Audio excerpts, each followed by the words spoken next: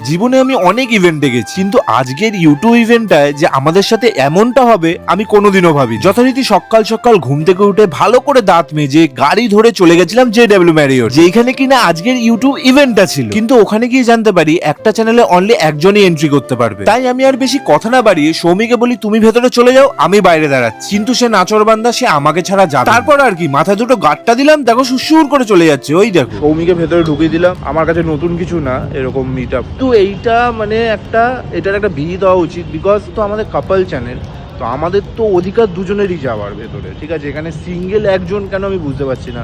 আমি ছেড়ে দিলাম কাপল চ্যানেল, যারা গ্রুপে কাজ করো, যারা ধরো 5-6 জন মিলে কাজ করো, একটা চ্যানেল চলছে, তখন যখন এখানে ডাক পড়ে তখন যদি যে কোনো একজন যাও, বাকি 4-5 জন কি করবে? 4-5 জন কি করবে? কিন্তু এইটার একটা বিহিত হওয়া উচিত। তো এটা খুব সহ্যের বাইরে যে একটা চ্যানেল, সে কাপল হোক গ্রুপ হোক, একা কেন ঢুকতে দেওয়া হবে? যদি কাপল চ্যানেল হয় তাহলে দুজন মিলে চ্যানেলটা চালায়। আমি ভুল হয়ে থাকি তোমরা বলতে পারো, বাট আমার তো মনে হয় না এটা ভুল।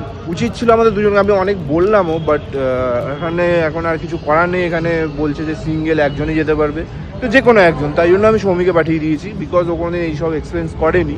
বাট এটার একটা বিহিত হওয়া উচিত। কিছুক্ষণ পর থেকে সৌভাগ্য দাদা এসছে আমার সাথে দেখা করতে। আমার সাথে দেখা করতে আসেনি, আসলে আমার সাথে দেখা হয়ে গেছে। কারণ আমার তো ওখানে কোনো কাজ ছিল না, আমি ঘুরছিলাম, বেড়াচ্ছিলাম, 8-9 ক্লাস মনে আমপান্না খেয়ে নিয়েছি। আর এই হলো ইউটিউব ইভেন্ট, মানে ভেতরটা, যেটা আমি দেখতে পাইনি, আমি পরে ফোনের ভিডিওতে দেখেছি। যথারীতি ভেতরে কি হয়েছে না হয়েছে আমার থেকে ভালো আমার বউ বলতে পারবে। ভেতরে গিয়ে আমার তো খুব ভালোই লেগেছিল, কারণ আমার এটা ফার্স্ট ইভেন্ট ছিল। কারণ এর আগেও আমার অনেকগুলো ইভেন্টের সুযোগ এসেছিল, কিন্তু কোনো না কোনো কারণে আমি যেতে পারি। আর আজকেরটা এতটা সামনে এসে দেখার পরও মনে হয়েছিল এটাও হাত থেকে ফসকে গেল, এটাতেও যাওয়া হবে না। প্রথমত বলি, এটা ইউটিউব ইভেন্ট হচ্ছে না ডিজে পার্টি হচ্ছে, তোমরা কেউ ধরতেই পারবে না। ভগবানের অশেষ কৃপা, অয়ন আজকে মাথাটা ঠান্ডা রেখেছিল। আমাকে তো ভিতরে পাঠিয়ে দিয়েছিল, আমি ফোন করে করে বারবার জিজ্ঞেস করছি যে তুমি কি করছো। যাই হোক, আমার মনে হয় ইউটিউবের এই জিনিসটা ঠিক করা উচিত। আজকে আমি আর অয়ন একসাথে ভিডিও করে এই চ্যানেলটা দাঁড় করিয়েছি, কিন্তু আজকে এত বড় ইভেন্টে আসার সুযোগ পেয়ে আমি ভিতরে বসে রয়েছি আর ও বাইরে দাঁড়িয়ে আছে। এটা তো একদম ঠিক নয়, তাই না? তারপর যথারীতি ইভেন্টটা শেষ হওয়ার পর আমি বাইরে আসি, বাইরে এসে দেখি বাবু সবার সাথে গল্প করছে, কোনো ব্যাপারই না। আরে আমি তো তখন থেকে বাইরে দাঁড়িয়ে দাঁড়িয়ে এটাই ভাবছিলাম যে কখন সবাই বাইরে বেরোবে আর সবার সাথে আমার দেখাটা হবে। আর এই ছেলেগুলো যে আমাকে কত ভালোবাসে কি